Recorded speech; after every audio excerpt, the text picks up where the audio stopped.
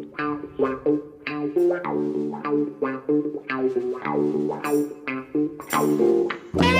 mate. Morning, mate. How are you? I'm okay, and welcome all to My Life, My Music with the Governor, Alan Hudson, as we take a trip down memory lane through chapter and verse. And in this episode, we remember 1971-72 season. So we'll call this Blue is the Colour, Uddy. Yeah, it's a good time, mate. It's a good time. Strangely enough, it was a period. It was a period that changed my life, as we all know. We've spoken about it before on our shows, and with the photographs I just sent you. It was I just had a phone call from Don Shanks and told him I was doing the show with you, and he sent his regards, and I said, he said, it's great. He said all the Stoke supporters can listen to it, and and this, that, and the other. I said, yeah, but this is a different period. It's a different period of life. This is not the Britannia Stadium. This is the stadium that I fell in love with, which was a Victoria ground, which I still believe to this day could have been saved and renovated, and they could have still been enjoying their football there instead of the Britannia Stadium. Because the youngsters of today wouldn't know of that, and plus the fact I was in the Churchill Arms the other day in London, and I was talking about I told these people, I was with Don Shanks and a chap called Colin Howe, a lovely man who's involved with QBR, and a couple of other people there, and I was telling them what Tony Waddington done at the Victoria Stadium for Stanley Matthews, and when he put his testimonial on, and one of them got it up on his phone, and he said it's unbelievable. He said they had Lev Yashin in goal, they had Di Stefano, they had Puskas, Jimmy Greaves, Johnny Haynes, you name them, and they all turned out for this game. And so the memory of the Victoria ground for those people at my age and a little bit older, is just an incredible. It was a very, very. It kind of sums up the change in football, which just took us into the dark days. I think because I'm sure Spurs fans feel the same. The old White Hart Lane, it will never be the same. I don't think anything's ever the same. You move on. And I did notice that on commentary, watching a Stoke game, I think it was Friday night, they were live on the TV against the Baggies, of course, and they've took the Booth and End with them, so it won't be the same Booth and End, but they still do call it the Booth and End, so fair play to them. But back in the 1971-72 season, you were still at Chelsea, you'd come back, you were still carrying that injury that kept you out of Mexico, etc. You still wasn't really 100% yourself. You've started it. It's August 1971, and the first game of the season, you travel away to the double winners, Arsenal, and get a bit of a cold there, don't you, at Highbury, one of your favourite grounds? Well, I wouldn't really call it a cold. It was more of a thrashing. That was a season that. They were after they won the double, I think, and we won the cup or something, and they paraded these trophies and all that, and but it just goes to show. I think we spoke on the show before about how we look at today. They talk about these managers of today, how incredible they are, and you think of the job that.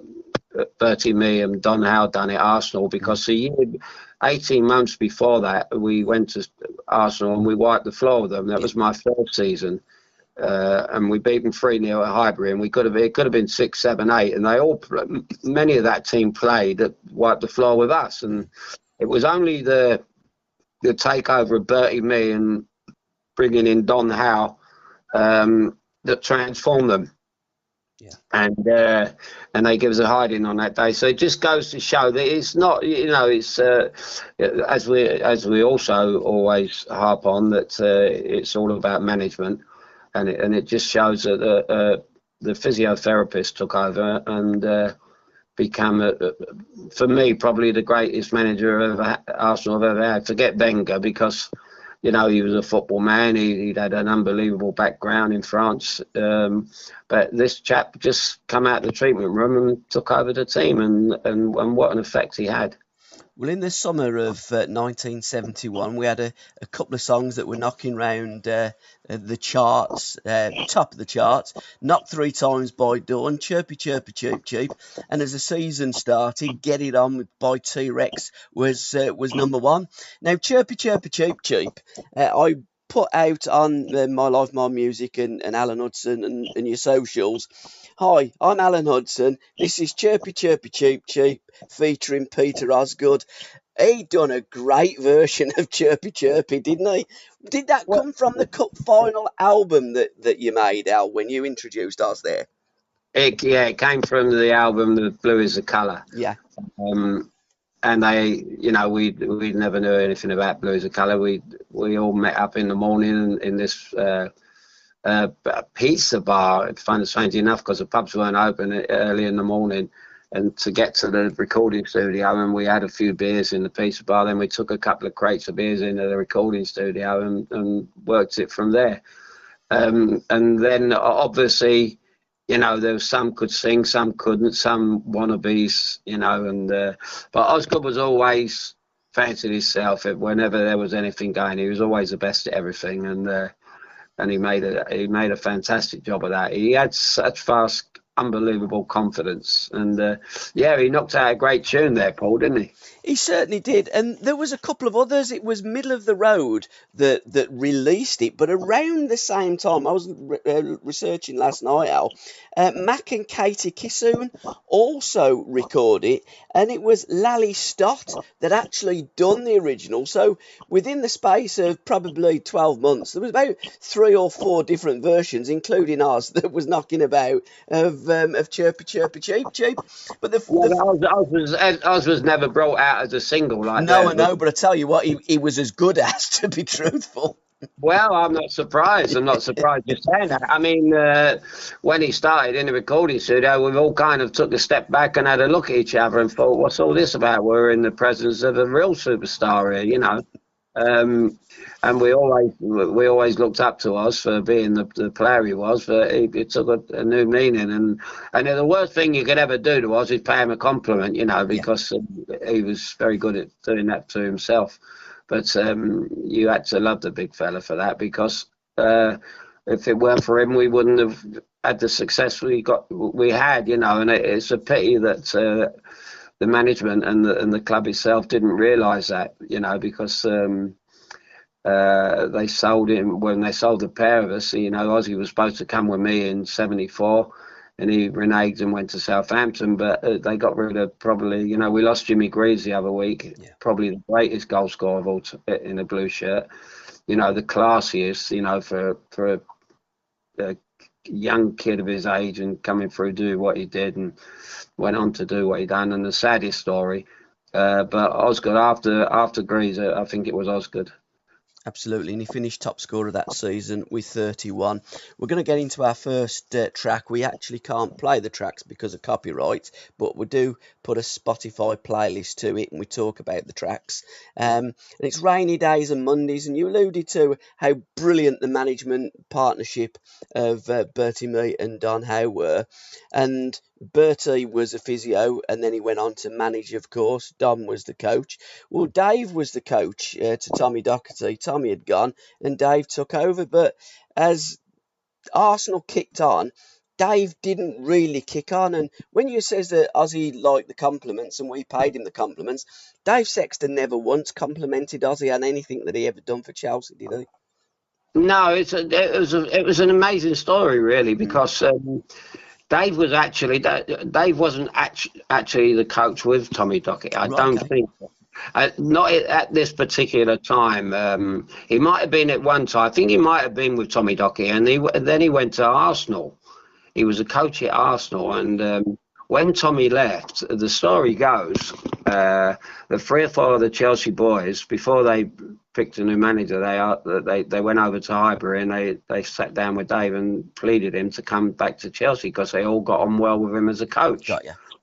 And he took over the managerial job, and that's where, although we had fantastic success the first 2 seasons, it all went pear-shaped. He showed his I don't say his inability to not be able to manage. He wasn't a great man manager. He was very good coach. I'm not I'm not a lover of coaching and everything else, but I think if he had just basically stuck to coaching, Chelsea would have went on to, that we wouldn't have had the trouble we had. And life would have turned out so differently. But having said that, I'm glad it turned out the way it did, because that photograph I sent you this morning changed my life. It did, and we'll get on to that later. It's the photograph with you, pretty much the closest person as you're turning away in sorrow. George Eastman and the Stoke boys are turning away in joy, and you didn't realise it at the time, but it's a very iconic picture that as they're going off to pretty much George Graham retirement, the fella that's sulking because he's the closest to them when they scored that goal is a fella that's going to replace George Eastham in that number 10 shirt, and a young boy that was taken down to Arsenal to watch George Graham as part of his education. So football certainly has that romance, and the songs have the romance, and there's a few romantic songs that we're going to get into, but I do want to just touch up upon the rainy days and Mondays, because there's a great story about how Dave used to smell your breath, and if he could smell alcohol, you were over the racecourse, boys. Well, it was we kind of sussed it after once or twice, and we'd come in on a Monday, and we really did enjoy ourselves. The stories on a Monday morning were, they would have made fools and horses look stupid, stories, especially Tommy Baldwin and Charlie Cook down the road arm wrestling with Richard Harris and Peter O'Toole and people like that. It was an ongoing, it was like a movie really. But we used to get on a Monday while we're telling stories. They would be outside probably listening to these stories, what we'd done, and then he'd smell one or two breaths, and it was in the club van and over to Epsom, carted off over to Epsom down the race course, and the cross country, and it done me a lot. It was good in many ways, because there's nothing worse. If I was a coach and I was working with all these people that couldn't see the ball, it would be there's no point. So Dave would make a good decision there. So we just run and ragged. But I used to when I watch Epsom races now on telly, I cringe and think running that because our finishing run was parked down Tattenham Corner and that long running, and mate, when you got to the end of it, you'd had a morning's training, and them horses do it. It just shows you how fantastic they are. But they hadn't been out the night before. But no, that was kind of another kind of a poke in the eye for what was going on in them days. He just couldn't go on like that. Moving on to Stoke, our manager at Stoke, he wouldn't come near players on a Monday morning. Just get on with it. He didn't care what you did really, as long as you did it on a Saturday. That was all he was interested in. Mind you, it could have been worse, Al. You could have been playing for Liverpool and Dave was manager of Liverpool and you've had to go over Aintree because there's jumps in on that race course. Well, yeah, I would have swerved them. I'd have said the sunlight's in my eyes or something, like they do today. I'd dull them off, they say. Our next track, Al, If by Bread. I didn't realise until you sent it me last night that it's the same song. So David Gates, he wrote the song, but in 1975, Telly Savalas covered it. I thought as a kid it was the original, but it wasn't. This was recorded in 1971 by Bread, and it's a great tune. It's a fantastic tune, and I guess the essence of If, while you were playing on that European tour of Chelsea in the Cup Winners' Cup, could you be the first team that wins a European trophy for Chelsea? So it still resonates today, doesn't it, that song to you?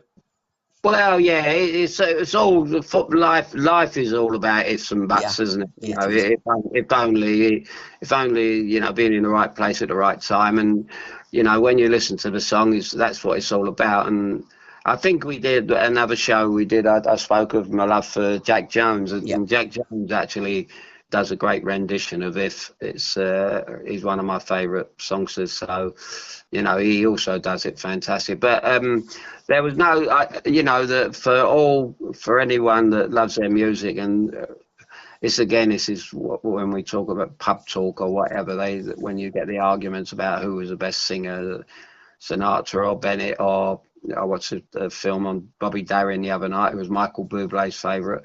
You know, women singing Streisand and people like that. But, you must say that Karen Carpenter had a most beautiful voice. You know, she was just, you know, she sings and you think she's your daughter. You know, it's she's just she's got an angelic voice, and I suppose we love her even more because of the sadness of what happened to her.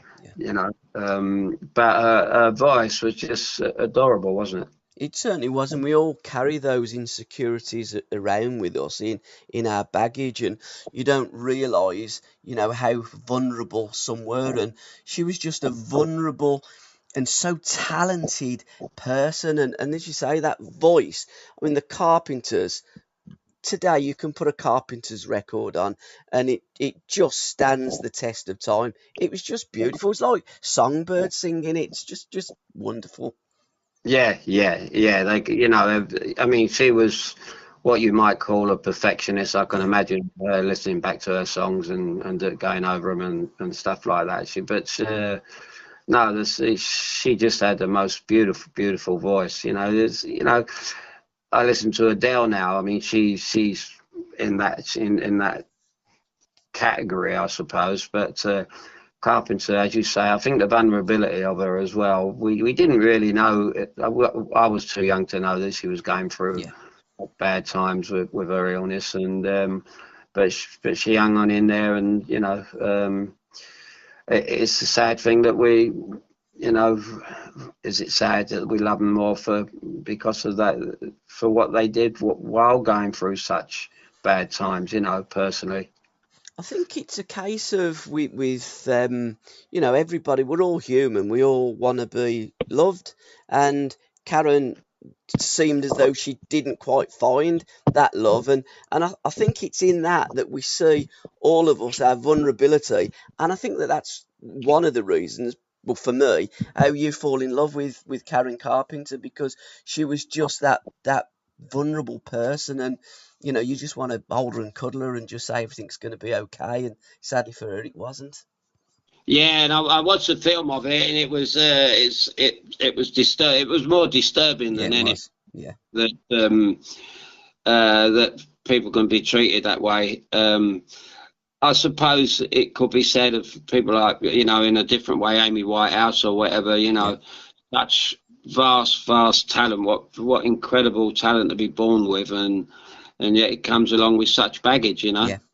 Yeah, incredible. But what we're talking about, the European Cup Winners' Cup that you'd won the season before, your first defence was against Janus Hatichar. I can't pronounce them. They're from Luxembourg, and the story that I always remember when I look at that game, because you're beaten 8-0 away and 13-0 at home, and they're the smallest team ever to play in that tournament, and they got a throw, and the fella that was going to take the throw, so one arm guy, wasn't he?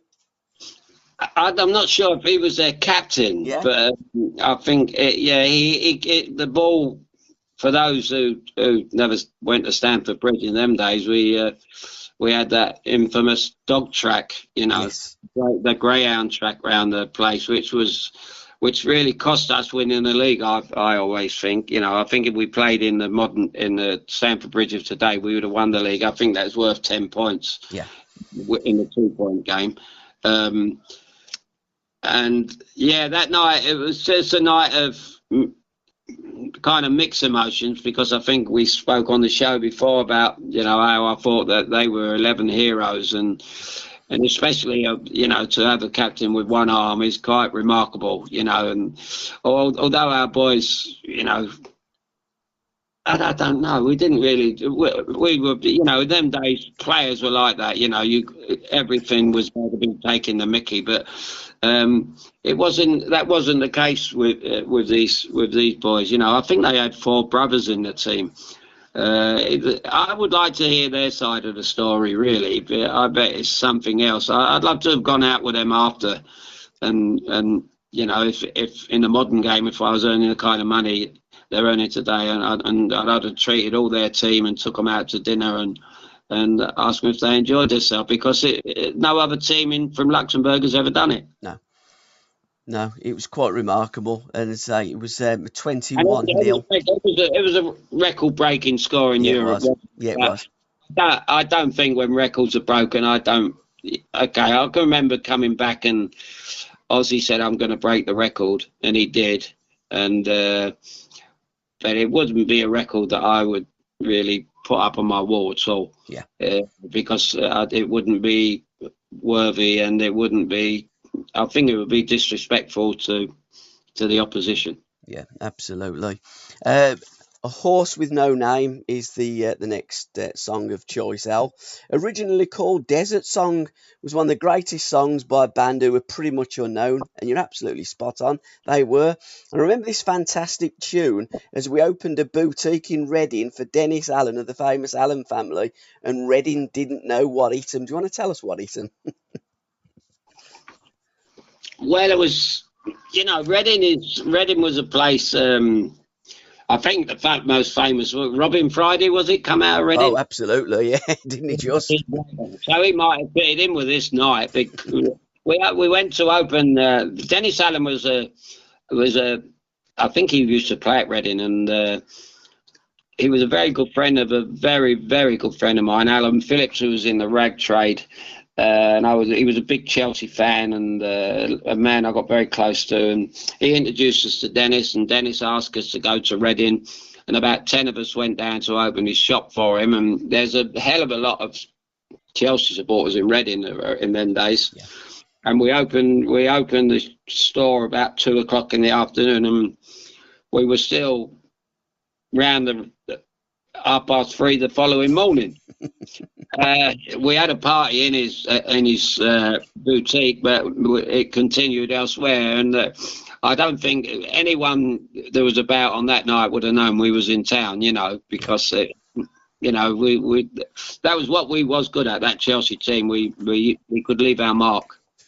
And didn't you just leave your mark, an indelible mark, and a wonderful, wonderful song, and you're right. They really come out of nowhere. The song was written by Dewey Bunnell or Bunnell, however you want to pronounce it, and he was only 19 at the time, and he was a teenage son of an American serviceman, and his family were going up to Yorkshire to live, and he wanted to stay in London, so he stayed with one of his pals. And in his words, said, I was just absolutely bored out my skull. And I just started writing this song about the imagery of things that I'd seen in America. And the horse with no name, he says, well, I didn't bother giving it a name. It was just an image of going through the desert with this horse of no name. It could have been anything. It could have been a camel. But there ain't many camels, are there, in America? And there's plenty of horses, of course.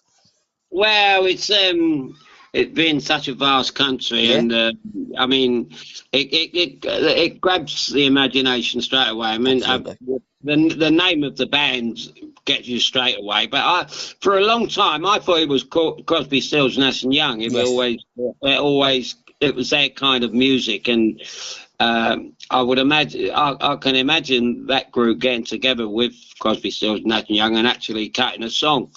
Because they're so alike. I mean, it's especially in the early days when Graham Nash first joined, and then obviously I think I put in my notes here that I watched the show that a few weeks ago with Neil Young on, and it was just, you know, it's got one of the greatest shows I've ever seen in his hometown, and he went back to his old, they call him a bar, but the old pub, and there was a tiny little stage, and he had a few old hands up with him, and he was just incredible. He was like I wouldn't say Leo Sayer, far better than Leo Sayer. Yeah.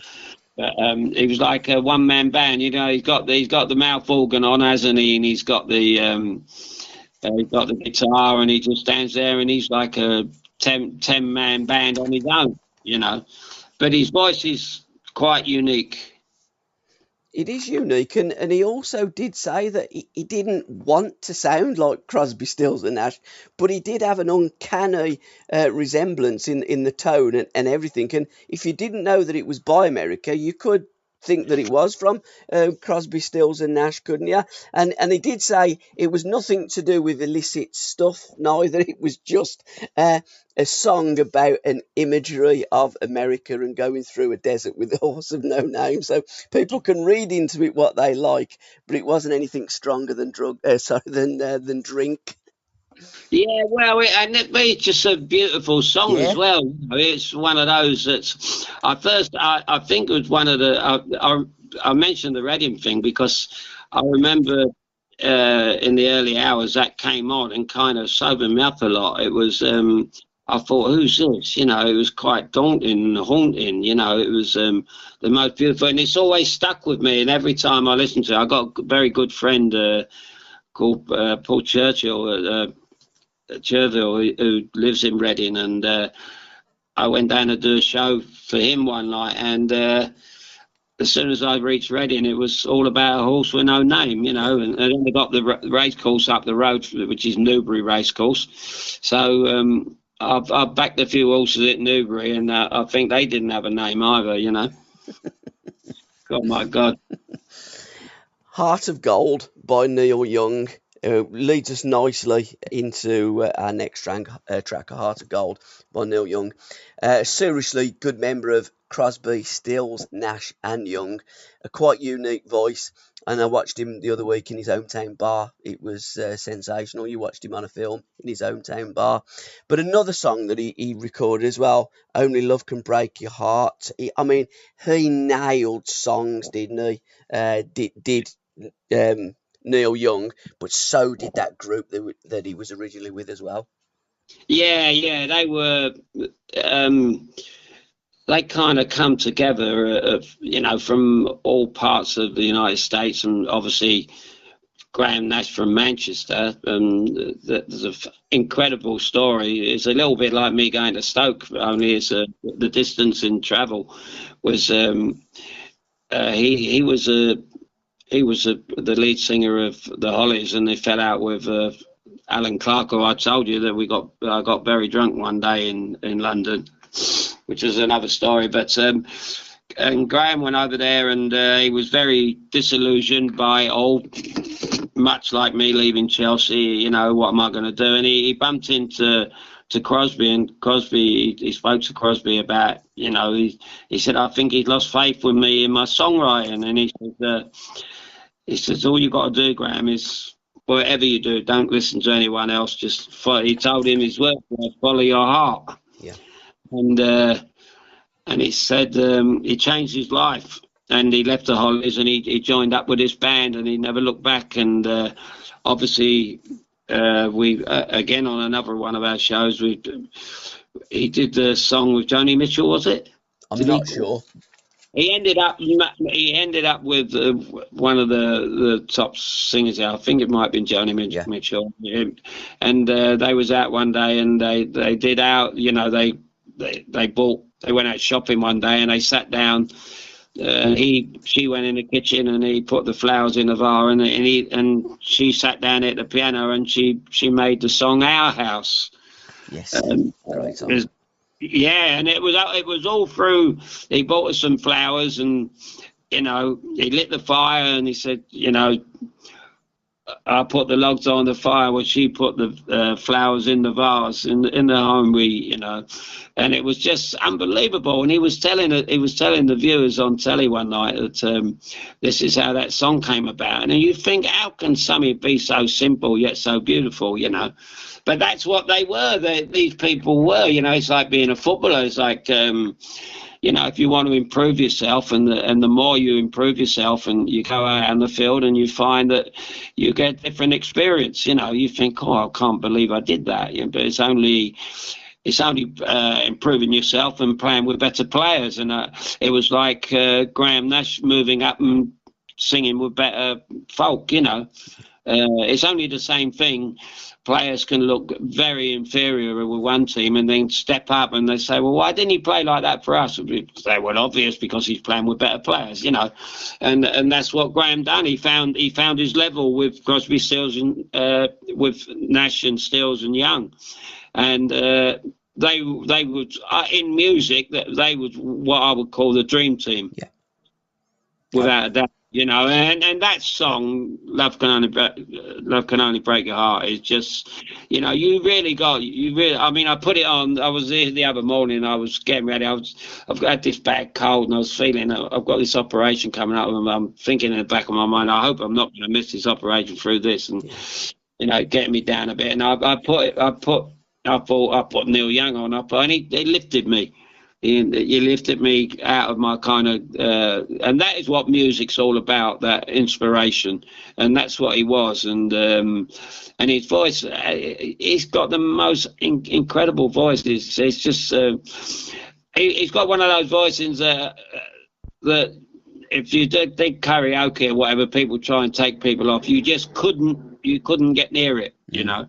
It's but what an entertainer, and what a man. I told by this film I watched when he was in his bar, you know, everybody adored him, you know, the old folk, the young folk, and you know, it was I do love that, but I'm a little bit of a romanticist when it comes to the American way of life. I really love that, and I fell in love with that, and I really didn't want to leave when I came back, you know.